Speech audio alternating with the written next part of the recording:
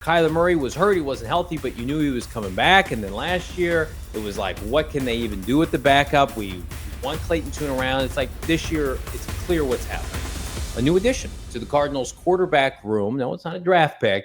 In free agency, the Cardinals went out and signed one Jacoby Brissett to come in and presumably back up Kyler Murray. The Cardinals tried to get Jacoby Brissett last offseason. Were unable to do so as he was in contention for the starting job in New England with Drake May. So the Cardinals had to pivot, took on Desmond Ridder. That was a disaster. So this is the first time they've really revamped their quarterback room with a quality backup behind K1 for the first time under the J.G. Ossenford era. And it's where we start, Bo, our quarterback preview discussion today. Yeah, and it starts with obviously Kyler Murray. QB1, as he's been since 2019, as he was 1-1 in the NFL draft. Kyler Murray, 69% completion percentage, 3,851 yards passing, 21 touchdowns, 11 interceptions. You add 5 rushing touchdowns, nearly 600 yards on the ground. The dual threat remains after playing every game, their franchise quarterback. And then you start to see, something that he hasn't had, I think, since Colt McCoy started facing some injuries, a very viable veteran quarterback. I think the quintessential backup quarterback in the NFL right now, Jacoby Brissett. He comes over after playing sparingly last year in New England, 59% completion percentage, 826 yards, 2 touchdowns, 1 pick.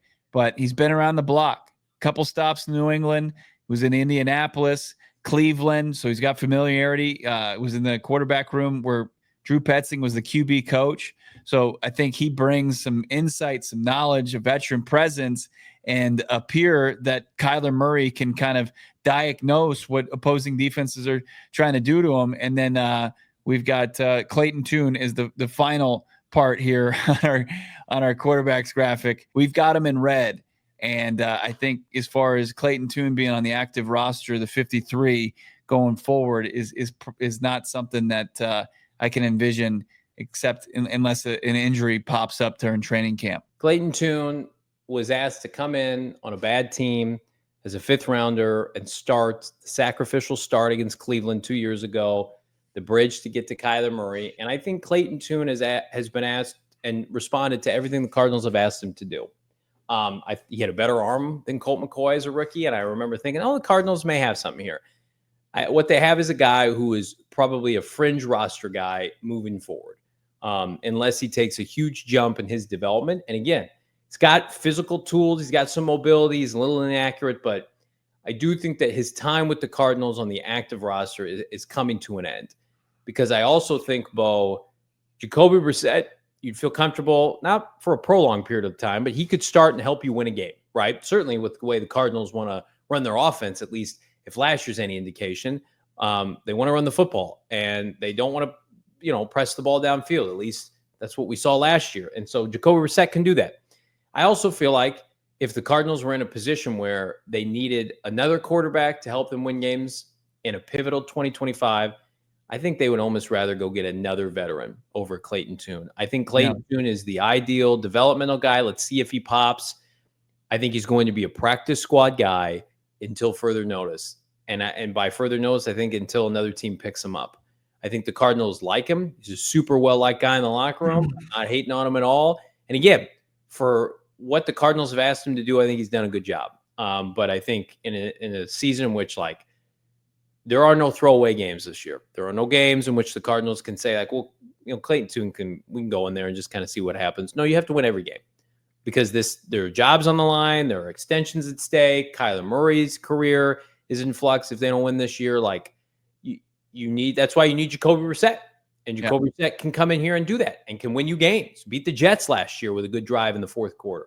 So I think, again, it's easy for people to dog on him. He's going to play in the preseason. Hopefully it's good film for, 31 other teams. But I think he's on the cut list when the team announces 53-man roster. Yeah, and then I think a couple of days later probably makes his way onto the practice squad and then continue the journey and his work with Israel Wolfwork and Drew Petzing and trying to develop. Which it's tough to look. We give credit to Clayton Tune here. There's the unfortunate reality of the NFL that it is tough to get better when you don't play a lot. And with Kyler Murray healthy, you're not going to play a lot of football. And Clayton Tune just hasn't had the opportunity. And it's also a good thing for Cardinals because, I mean, this is a guy that's not coming from Power 5, now Power 4 conference football, put up gaudy numbers at Houston, 4,000 yards passing, 40 touchdown passes, second most athletic quarterback in his draft. There's a lot to like about Clayton Tune, but there's still a lot of development and maturation that needs to happen on the field. And, the practice squad would just further that ability to get there. It's just the Cardinals, like what the old cliches about the backup quarterback is, you get backup quarterback in there, he can win you 3 games, he can lose you 3 games, right? Is there any confidence that Clayton Tune can go and win 3 games for you? No. The other part of it you can get done. And that's just the unfortunate truth right now. And I think, like I said, Jacoby Brissett is the quintessential guy, and he can go do that. And I think he knows the system. He can run the offense. He's a little bit mobile. He's got a strong arm. I think Jacoby Brissett, if asked if he's thrown into starting, barring, hopefully, not a serious injury to Kyler Murray, that Jacoby Brissett can give you a chance to win a football game. To me, Jacoby Brissett should have been a Cardinal 2 years ago. The Cardinals should have opened the season in 2023 with him, but he had real options at the time. And the Cardinals were not a favorable destination. People knew that team was bad. And he had real options elsewhere, Cleveland, and then, of course, last year in New England. So it was they were in that really kind of difficult spot where Kyler Murray was hurt. He wasn't healthy, but you knew he was coming back. And then last year, it was like, what can they even do with the backup? We want Clayton Tune around. It's like this year, it's clear what's happening. Jacoby Brissett is coming in here to be another extension of, as you said, experience, set of eyes, to see him on the sideline, talk about what they're going through, like all good quarterbacks had one point or another. He's not there to mentor Kyler Murray. I see that thrown. Kyler Murray's 28 years old, but like to have a buddy appear, just like, hey, what'd you see on that play? Let's talk about it. Let's walk me through what you saw. That's like, how many times we watched the games last year and Kyler Murray really was just kind of by himself. There was no one really for him outside of Clayton Tune to talk to him. With respect to Clayton Tune, like, he hasn't played in the NFL. Right. It's Israel Wolford. He's sitting there with the quarterback coach. Right. That's often what you saw.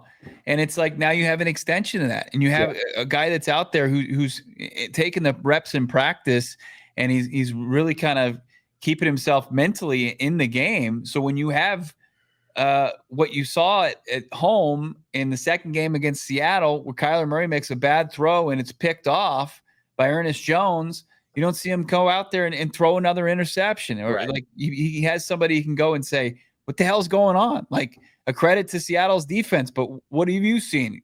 And he can lean into, the 10 years of experience in Jacoby Brissett and experience in the system where, it's, what are you going to get from Clayton Tune?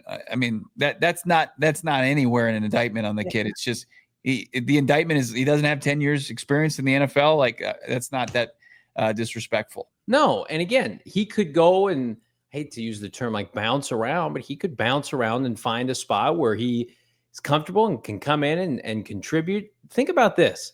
Carson Palmer had a veteran backup. Now, not older than Carson, because Carson was up there in age, but remember Drew Stanton came in with the Arizona Cardinals and was a quality backup, was with the franchise for, I think, 4 or 5 seasons, backing up Carson Palmer. And he was a staple on the sideline next to C. Palm. And Carson Palmer threw his fair share of interceptions. Yeah. You remember that fateful play with Andre Ellington scoring against the Seahawks, and there's Drew Stanton jumping and dancing around like he had a headset on. He's like an extension of the coaching staff. So those guys are valuable. Happy dance. That's right. And Kyler Murray's playing in an offense, by the way, that's brand new. This is his 3rd year in it, but it's like last year was his first full year playing in it. Yeah. And so the learning curve is probably still there. It's a conventional drop pass, play action offense. The one that, obviously wants a mobile quarterback, but certainly wants to run the football. It's not the 10 personnel spread offense running gun that he did with Cliff Kingsbury. It's like they did him. And again, we're going to get to this later, especially. And I've been critical of Kyler Murray at times this offseason. I just feel like they did him a disservice dicking around at this position. Excuse my language. We did shows in the eloquent. Spring. We did shows in the spring of 2023. Yeah. And we heard that they wanted Joshua Dobbs, who would have been a good option to have in this locker room. and they had tons of money, and they screwed around over a couple $100,000. And then they talked themselves into Colt McCoy. Dobbs ready to come here, and I don't know if we're going to give you like $200,000 or $300,000 more. And they let Dobbs leave, and then they brought in Colt McCoy again, and it was a disaster. And then they had to burn a draft pick. This was the first offseason they have been serious about helping their quarterback room flesh itself out for the first time in Austin Fort's era. It was good. It was Austin Fort's best offseason because of the defensive additions, but this should not go unnoticed. No, this is what you needed. You needed kind of an adult in the room to match kind of wits and push, right? And it's like not the push that the Kyler haters out there want, like going to be calling for the backup quarterback, right? Come, halftime of game one. It's kind of like the iron sharpens iron in the classroom in this case and out there in the practice field and on the sidelines when you're not out there in the huddle with the Arizona Cardinals on offense. So I think this was and it was Austin Fort was able to do that where like it's an important position, but man, years 1 and 2 under Austin Fort, they had so many holes to fill. It was you can understand why it got overlooked and why negotiations with guys who are viewed as backups in this league didn't get done. Yeah, absolutely. Drop us a like. Let us know, did the Cardinals do enough to upgrade their quarterback room in a bad draft class? I can't push back and say they didn't. We'll see what 2025 will bring and if it impacts their 2026 quarterback room.